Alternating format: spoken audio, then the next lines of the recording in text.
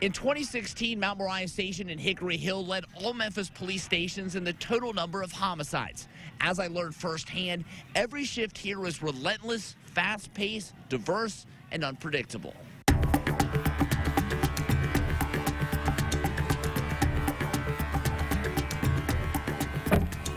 At 7:15 a.m., we roll out after roll call with Officer Charlie Morrow, a 9-year MPD veteran and Mount Moriah Station's 2016 Officer of the Year. Try to let everybody know we're out here. Officer Morrow patrols one of 6 wards within Mount Moriah Precinct.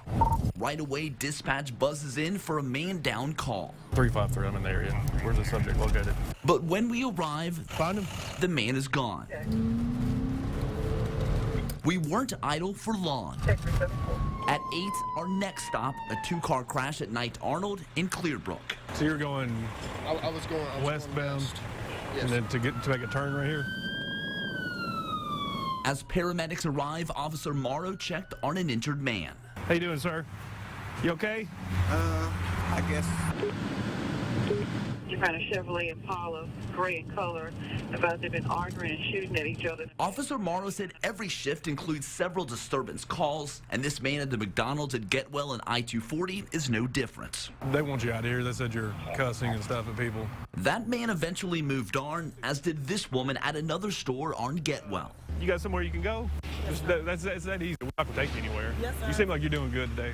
A little after 11, things were much testier for Officer Morrow and his partner, Officer Ken Walcott. This whole situation isn't nice at all. When they got a call about an argument between an employee and a customer at a wig shop on Mendenhall. You didn't hit him or anything, did you? No. 3300 Jet Code. Minutes later, Officer Morrow and other officers defuse another dispute at this warehouse on Jet Cove after reports of a large fight outside.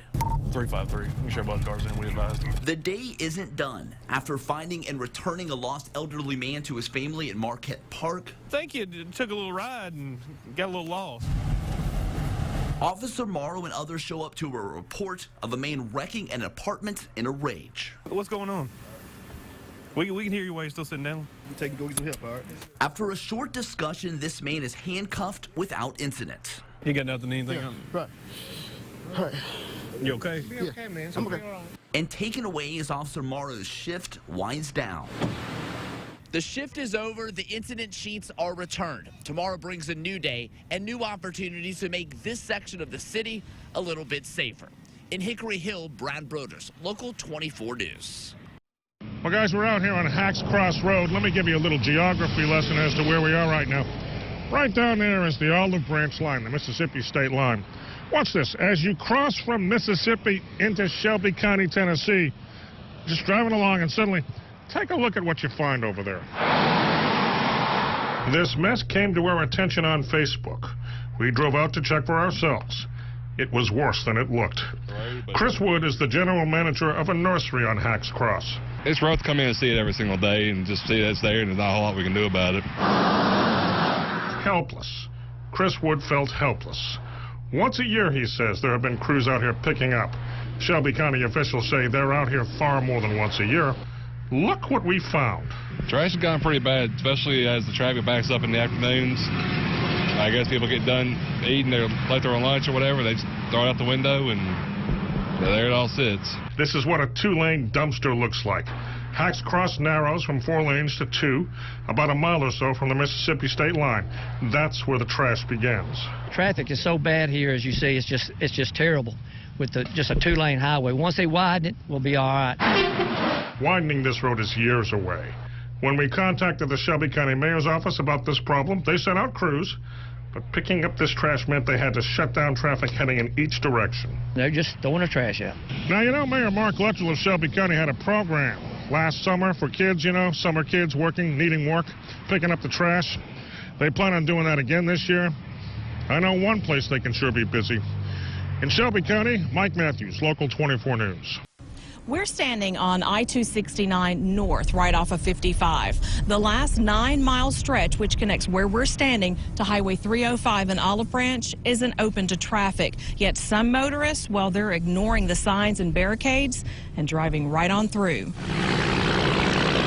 The traveling public, sometimes they'll end up following a truck onto the project and getting into a dangerous situation. Some motorists drive the unfinished portion of I-269 in Mississippi on purpose. We've had people to move barricades just to make it easier to access a section of road like this, particularly on the weekends or at night. MDOT engineer Mitch Turner says, don't do it. This contractor's working at night and in the daytime, so there's work here all the time. This truck right here, Mitch, coming behind us right there, Right. you know, it's going the wrong way if this was open to traffic. He's going the wrong way up the ramp, and he's supposed to be able to do that. He has to be able to do that. There are barricades, but trucks have to be able to get in and out quickly without trying to dodge other drivers. They're not even going slow. They're trying to go at highway speeds. MDOT officials urge motorists to keep themselves and workers safe by paying attention to message boards, construction signs, and barricades. It's a new road. It's a straight road. It's a, quote, time saver, but it isn't right now. MDOT officials expect this last 9-mile stretch of I-269 to open in mid-October. In DeSoto County, Mississippi, Tish Clark, Local 24 News. Oh, it certainly is, Rudy. When people visit Memphis, they have to make stops, you know, at Graceland, the National Civil Rights Museum, Beale Street, and, of course, the Rendezvous. What's up, bro? 48 smoky years. I didn't expect to stay here that long. Percy Norris is famous in his own right. He's one of 3 employees who worked at the Rendezvous for nearly 50 years. He's retired, but he's part of the restaurant's 70th anniversary celebration. Well, retirement just a word, but the Rendezvous would always be part of me. Norris started out as a bartender, making $3 a night. He put his son through college, though, and traveled for the restaurant, including trips to Air Force One, feeding past presidents Rendezvous ribs. Bill Clinton, George Bush, Barack Obama, and I've done them all. Al Gore. Percy has been our favorite waiter until he quit waiting tables.